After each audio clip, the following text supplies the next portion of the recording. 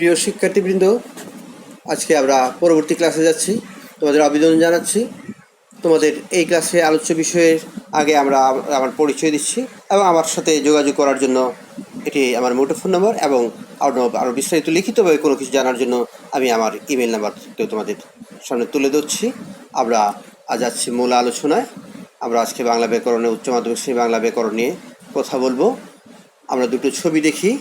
যেমন এই ছবিতে আমরা দেখছি চুরি করে খেজুর পাড়ার সাক্ষী দেবে কে, কিংবা আহা গ্রামের দৃশ্যটি কি সৌন্দর্য। বাক্য দুটিতে ভুল কি এবং ভুল করবার কারণ কোন বিষয়ে অজ্ঞতা যদি আমরা দেখি, তাহলে আমরা দেখব যে প্রথম বাক্যে হওয়ার কথা সাক্ষ্য, কিন্তু লিখেছি সাক্ষী। দ্বিতীয় বাক্যে আহা গ্রামের দৃশ্যটি কি সৌন্দর্য না হয় হবে কি সুন্দর। তাহলে একটি বাক্যে কখন সুন্দর বসবে, কখন সৌন্দর্য বসবে, কখন সাক্ষ্য বসবে এবং কখন সাক্ষী বসবে, এই বিষয়টি বোঝার জন্য আমাদের ব্যাকরণের কোন বিষয়টি সম্পর্কে আমাদের জ্ঞান থাকা দরকার। তোমরা নিশ্চয়ই জানো বিষয়টি হচ্ছে বাংলা শব্দ শ্রেণী বা পদ। আমাদের পুরাতন বই ছিল পদ এবং বর্তমান বই এটিকে বলা হচ্ছে বাংলা শব্দ শ্রেণী। তাহলে এই বিষয়টি শব্দ শ্রেণী বা পদের বিষয়ে কিছু জানলে বা এই চ্যাপ্টার পড়ার শেষে আমাদের শিকন ফলটা কী হবে, শব্দ ও পদের পার্থক্য নির্ণয় করতে সক্ষম হবে, পদের প্রকারভেদ সম্পর্কে বলতে পারবো, প্রধান বৈয়াকরণগণ কীভাবে শব্দ শ্রেণী বা পদের শ্রেণীকরণ করেছেন তা ব্যাখ্যা করতে পারবে এবং পদ নির্ণয় করতে পারবো। এটি হচ্ছে আমাদের শব্দ শ্রেণী বা পদ পাঠের এই অধ্যায় পাঠের শিকন ফল। আমরা সবাই নীরেন্দ্রনাথ চক্রবর্তীর একটি বিখ্যাত কবিতা হয়তো শুনে থাকব, উলঙ্গ রাজা। সবাই দেখছে রাজা উলঙ্গ, কেউ কিছু বলছে না, সবাই প্রথাগত প্রশংসা করছে, কিন্তু একটি ছোট্ট শিশু যখন বলে এই রাজা তোর কাপড় কোথায়, অমনি শুরু হয় মুহুর্মুহু করতালি। সবাই বলে এই রাজা তোর কাপড় কোথায়। এরকম উলঙ্গ রাজার মতো আমাদের সমাজে অনেক বিষয়ে আমরা না বোঝার ভান করে থাকলেও উলঙ্গ হয়ে এবার জন্ম পোশাক নিয়ে যদিও আমরা কোথাও যাইনি। তো এই বিষয়টিকে দিয়ে আমরা দেখতে পারি, যেমন এই শিশুটি তার জন্ম পোশাকে অবস্থিত শিশুটিকে যদি আমরা দেখি, এটি ছেলে না মেয়ে তার জেন্ডার পরিচয় বা তার পেশার পরিচয় আমরা পোশাক না থাকাতে আমরা পাইনি, কিন্তু নগ্ন শিশু নারী না পুরুষ কি তার পেশা সেটা আমরা বুঝতে পারছি না। কিন্তু যখন আমরা এই ছবিটি দেখব কিংবা যখন দেখব এই ছবিটি, তখন আমরা দেখব দুজন মানুষের ছবি, তাদের জেন্ডার ও পেশা সম্পর্কেও আমাদের একটি ধারণা আমাদের মধ্যে তৈরি হয়ে যাচ্ছে। অর্থাৎ তার পোশাক দেখেই আমরা এই বিষয়টিকে অনুমান করতে পারছি। তো এই বিষয়কে কেন্দ্র করে মূলত ব্যাকরণে বলা হচ্ছে যে শব্দ হচ্ছে অবিধানে থাকে একটি জন্ম পোশাক পরা মানুষের মতো, এবং বিভক্তিরূপ পোশাক পরেই সব বাক্যে ব্যবহৃত হয় এবং পদ হিসাবে ব্যবহৃত হয়। তাহলে পদ সমান শব্দ যোগ বিভক্তি, এবং এই বিষয়কেই ব্যাকরণে বলা হচ্ছে word used in a sentence is called parts of speech. কিন্তু বাংলা ভাষায় শব্দকে বাক্যে ব্যবহৃত হতে হলে তাকে পদরূপ বিভক্তি, পদ হতে হলে তাকে বিভক্তিরূপ পোশাক পরিধান করেই তাকে বাক্যে ব্যবহৃত হতে হয়। তো এই বিষয়টিকে আমরা এভাবে যে বিভিন্নজন বিভিন্নভাবে ব্যাখ্যা করেছেন শব্দ এবং পদের পার্থক্যের যে বিষয়টি। তো শব্দ বা শব্দ শ্রেণীকে আমরা যে শ্রেণী বিভাগ যদি করি, তাহলে আমরা প্রথম পাই সব্যয় পদ। সব্যয় পদ আবার কয়েক প্রকার, এগুলো হচ্ছে বিশেষ্য বা নাউন, বিশেষণ বা অ্যাডজেক্টিভ, ক্রিয়া বিশেষণ বা অ্যাডভার্ব, সর্বনাম বা প্রোনাউন, আবার ক্রিয়া বা ভার্ব, এবং অব্যয় পদ মানে হচ্ছে যে পদের কোনো ব্যয় বা পরিবর্তন নেই, সেই অব্যয় পদ আবার যোজক শব্দ বা কনজাংশন, আবেগ শব্দ বা ইন্টারজেকশন, এবং অনুসর্গ বা প্রিপোজিশন। এই বিষয়গুলোকেই বিশ্বব্যাকরণে শব্দশ্রেণী বা পদ, এই বিশ্বব্যাকরণের পদকেই বলা হচ্ছে শব্দশ্রেণী। কারণ আমাদের পূর্ববর্তী বইয়ে আমরা পেয়েছিলাম পদ কোনো বইয়ে 2 প্রকার, কোনো বইয়ে 5 প্রকার, কিন্তু আমরা এখন জানবো যে শব্দশ্রেণী বা পদ 8 প্রকার।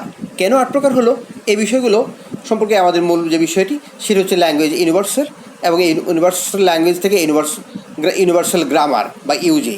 এই বিশ্ব ব্যাকরণের তত্ত্ব অনুযায়ী পৃথিবীর সকল ভাষার মূল কাঠামো এক, এবং এই মূল কাঠামো জানলে আমাদের প্রতিটি ভাষা আলাদা করে শেখার প্রয়োজনই। আমরা বিশ্ব ব্যাকরণের একটি কাঠামো শিখবো এবং প্রত্যেকটি ভাষার ব্যাকরণে কিছু কিছু পার্থক্য আমরা শিখলেই আমাদের এই বিষয়টি সহজ হবে। এবং এই তথ্যের বিশ্ব ব্যাকরণের ধারণা বা তথ্যের উদ্ঘাত হচ্ছে তার নাম হচ্ছে নোয়াম আব্রাহাম চমস্কি। চমস্কির যে ধারণা যে মানুষের শরীরে যে জিন, সেই জিন থেকে মানুষ ভাষা ব্যবহার করতে পারে এবং এই ভাষা জিন অন্য কোনো প্রাণীর নেই, এবং মানুষ এই ভাষাটা ইননেট হয়েছে সম্পূর্ণ বায়োলজিক্যাল ধারণা থেকেই। কেমন? তো এই যে প্রতিটি বিশ্ব ব্যাকরণের কিছু প্রিন্সিপাল বা ধ্রুপদ আছে এবং কিছু প্যারামিটার বা খেয়াল আছে। এই দুটো থিওরি মিলেই বিশ্ব ব্যাকরণ দাঁড়াবে। এবং এই বিশ্ব ব্যাকরণের ধারণার আগে আমরা দেখি যে বিশ্ব ব্যাকরণ ধারণার মূলে তিনি অনুসরণ করেছেন প্রাচীন ভারতীয় বিখ্যাত বৈয়াকরণ পাণিনিকে। পাণিনি তার বৈয়াকরণে যে বিষয়গুলো বলেছেন, চমস্কির মধ্যে পৃথিবীর শ্রেষ্ঠ বৈয়াকরণ হচ্ছে পাণিনি। পাণিনি 450 খ্রিস্টপূর্বাব্দে বৈদিক ভাষাকে পরিচিত করার দায়িত্ব পালন করেছিলেন। তার হাতে সংস্কারকৃত ভাষার নাম হয় সংস্কৃত। পাণিনি সংস্কৃত ভাষার যে ব্যাকরণ রচনা করেছিলেন তার নাম ছিল অষ্টাধ্যায়ী। এই ব্যাকরণে তিনি লিখেন সুপ তিঙন্তং পদং, অর্থাৎ সুপ বা শব্দ বিভক্তি ও তিং বা ক্রিয়া বিভক্তি যুক্ত শব্দকে পদ বলে। সে সূত্রে প্রচলিত প্রথাগত ব্যাকরণে পদকে নামপদ ও ক্রিয়াপদ দুই ভাগে ভাগ করেন এবং বিভক্তিকে ও কারক বিভক্তি বা শব্দ বিভক্তি ও ক্রিয়া বিভক্তি এই দুই শ্রেণীতে বিভক্ত করেন। পদের সংজ্ঞা দিতে গিয়ে লিখেন বিভক্তিযুক্ত শব্দকেই পদ বলে। তারপর এই ধারণাটিকে আর একটু অগ্রসর করেন আমরা জানি যে ডক্টর মোহাম্মদ শহীদুল্লাহ তার বাংলা ব্যাকরণ গ্রন্থে পদগুলির বিশেষ্য বিশেষণ সর্বনাম ক্রিয়া এবং অব্যয় এই 5 প্রকার হইয়া থাকে, ইয়া ভিন্ন হয় না। এছাড়াও তিনি বিশেষ্য পদকে 6 ভাগে এবং বিশেষণ পদকে 5 ভাগে শ্রেণীবিভক্ত করে তিনি আলোচনা করেছেন। আরেকজন বৈয়াকরণ বিষয়ে কাজ করেন তিনি হচ্ছেন ডক্টর মোহাম্মদ এনামুল হক। তিনি তার আলোচনায় দেখিয়েছেন এভাবে, আমি কলম খাতায় লিখ। এই বাক্যটিকে আমরা যদি পদ বানাতে চাই তাহলে এই শব্দগুলোকে আমরা এক একটি শব্দ, এগুলো পদ নয়। কিন্তু যদি আমরা লিখি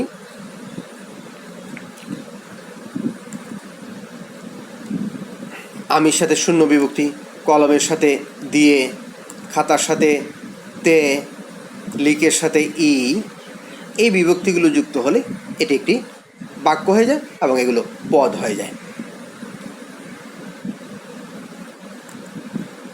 তারপর এই ধারণাকে বিশ্ব ব্যাকরণ বা পদের 8 প্রকার শ্রেণীবিভাগের এই কাজটি বাংলাদেশে এই কাজটি করেছেন ডক্টর মাহবুবুল হক।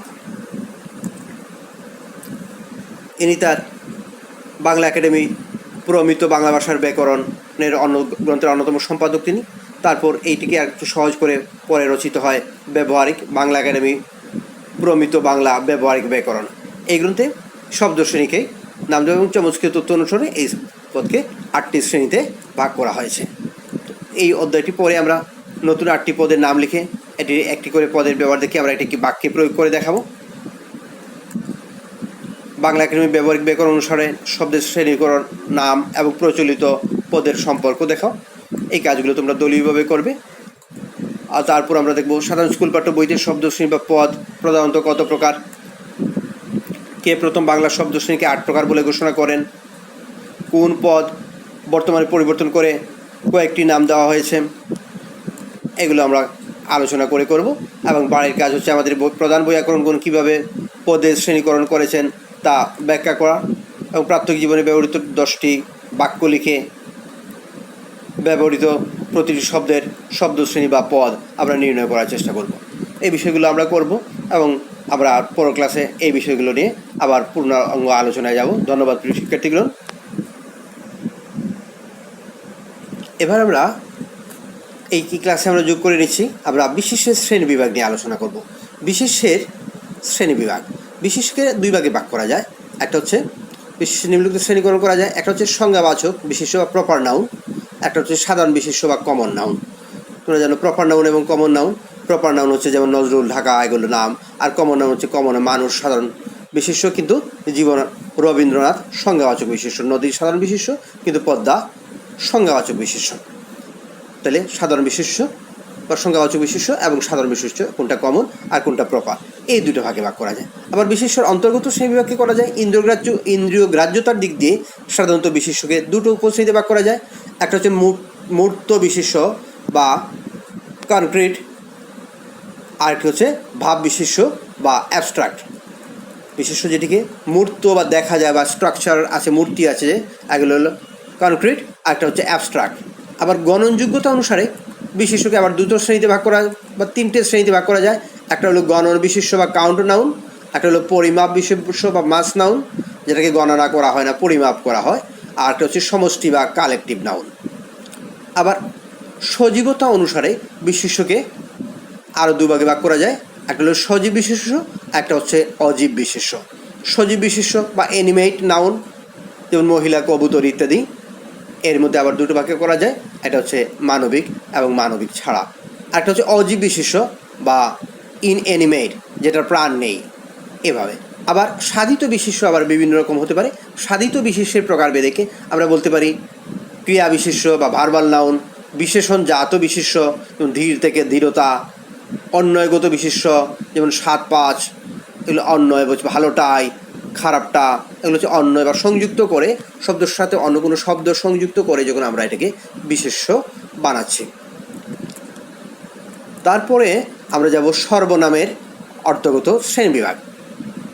সর্বনামের শ্রেণীবিভাগে আমরা দেখি যে সর্বনামকে আমরা কয়েকটি শ্রেণীতে ভাগ করতে পারি। একটি হলো ব্যক্তিবাচক সর্বনাম, আত্মবাচক সর্বনাম, পারস্পরিক সর্বনাম, সকলবাচক সর্বনাম, অন্যবাচক সর্বনাম, নির্দেশক সর্বনাম, নিকট নির্দেশক, দূর নির্দেশক, আবার অপ্রত্যক্ষ বা পূর্ববর্ণিত বস্তু নির্দেশক এবং অনির্দেশক সর্বনাম। এই বিভাজনগুলো কিন্তু একই শব্দ এক এক সময় একই কয়েকটাতেই পড়তে পারে। এই বিভাজনটি অতটি বৈজ্ঞানিক নয়।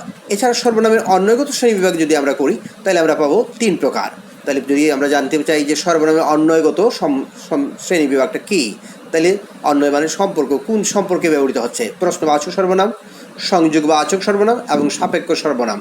প্রশ্ন যে শব্দগুলো দিয়ে প্রশ্ন করা হয়, সংযোগ বা রিলেটিভ প্রোনাউন সংযুক্ত করতে যেটা, আর সাপেক্ষ হচ্ছে কোরিলেটিভ প্রোনাউন।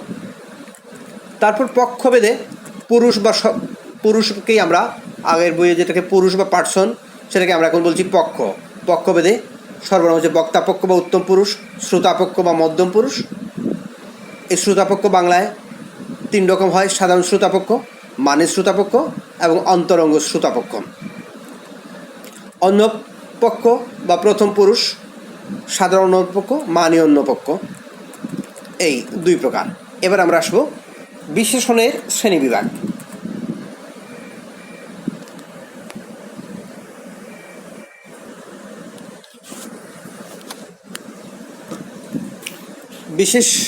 বিশেষণের শ্রেণীবিভাগে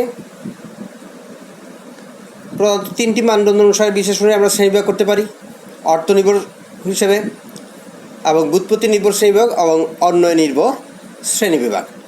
অর্থের ভিত্তিতে বিশেষণকে আমরা ভাগ করতে পারি নাম বিশেষণ। এই যদি বিশেষণকে প্রাথমিক 2 ভাগে ভাগ করা যায়, একটা হচ্ছে নাম বিশেষণ, একটা হচ্ছে অতি বিশেষণ বা তীব্রক বিশেষণ। নাম বিশেষণ সাধারণভাবে বিশেষের বিশেষণ, সর্বনামের বিশেষণ। নাম বিশেষণ আরও কিছু প্রকারভেদ, বিভিন্ন কাজে যেটা ব্যবহৃত হয়। এবং তীব্রক বিশেষণ বা তীব্রক বিশেষণকে একবার বিশেষণের বিশেষণ এবং ক্রিয়া বিশেষণের বিশেষণ, এই বিভাজনগুলো আমরা দেখব। এবং এই শ্রেণীবিভাগগুলো আবার ব্যুৎপত্তি অনুসারে ক্রিয়াজাত বিশেষণ, বিশেষ্য জাত, অর্থাৎ সর্বনাম জাত, ধনাত্মক অব্যয় জাত, অর্থাৎ কোথা থেকে উৎপত্তি হয়েছে বা জাত হয়েছে, তৈরি হয়েছে, এটির উপর ভিত্তি করে শ্রেণীবিভাগ। বাক্যের অবস্থান অনুযায়ী বিশেষণ শ্রেণীবিভাগ। আবার সাক্ষাৎ বিশেষণ, গভীর সমুদ্র, খোলা পানি, এগুলো বিধেয় বিশেষণ, অর্থাৎ বিশেষের পরে যখন ছেলেটি শান্ত, শান্ত ছেলে হলে সাক্ষাৎ বিশেষণ, আর ছেলেটি শান্ত হলে বিধেয় বিশেষণ। এরপরে আমরা আসছি ক্রিয়ার শ্রেণীবিভাগ। তো ক্রিয়ার শ্রেণীবিভাগ, ক্রিয়ার বিভিন্ন শ্রেণীবিভাগ, এগুলো তোমরা নবম দশম শ্রেণীতে পড়েছো। এখানে খুব জটিল কোনো বিষয় নয়, তোমরা এগুলো দেখলেই পারবে। পদের শ্রেণীকরণকে আমরা এরকম দেখছি। ক্রিয়া বিশেষণের কিছু শ্রেণীবিভাগ: এগুলো আমরা দেখব যোজকের শ্রেণীবিভাগ, তারপর আমরা দেখব অনুসর্গের শ্রেণীবিভাগ, অনুসর্গ কীভাবে তৈরি হয়েছে অনুসর্গের শ্রেণীবিভাগ, তারপর হচ্ছে আবেগ শব্দের শ্রেণীবিভাগ, আবেগ শব্দের বিভিন্ন নাম এবং এই বিষয়গুলো তো আমরা ইংরেজি সহ একটু উদাহরণ সহ দেখলেই এই বিষয়টি খুব জটিল বিষয় নয়। আবেগ শব্দকে সিদ্ধান্তবাচক আবেগ শব্দ, প্রশংসাবাচক আবেগ শব্দ, বিরক্তিবাচক আবেগ শব্দ, ভয় ও যন্ত্রণাবাচক আবেগ শব্দ, বিস্ময়বাচক আবেগ শব্দ, করুণাবাচক আবেগ শব্দ, সম্বোধনবাচক আবেগ শব্দ এবং আলংকারিক আবেগ শব্দ। এই বিষয়গুলো প্রকারভেদগুলো শিখলে আমাদের পরীক্ষায় দুটো রকম প্রশ্ন থাকবে, একটি হচ্ছে শব্দশ্রেণীর প্রকারভেদ, আরেকটি হচ্ছে শব্দশ্রেণীর নির্ণয়। আমরা পরীক্ষায় অবশ্যই শব্দশ্রেণীর নির্ণয় অ্যান্সার করব, কিন্তু নির্ণয়ের বিষয়গুলো ভালোভাবে পারার জন্য আমাদের এই প্রকারভেদগুলো একটু ভালোভাবে পড়তে হবে এবং এগুলো আত্মস্থ করার চেষ্টা করতে হবে, তাহলে আমরা নির্ণয়টাও সহজেই করতে পারবো। তো এই কাজটি তোমরা দেখবে, মূল বইয়ে আরেকবার একটু পড়ে এই বিষয়গুলোর সমস্যা থাকলে তারপর প্রয়োজনে আমার সাথে যোগাযোগ করবে। সবাইকে ধন্যবাদ জানিয়ে আজকের ক্লাস এখানে শেষ করছি। খুদা হাফেজ।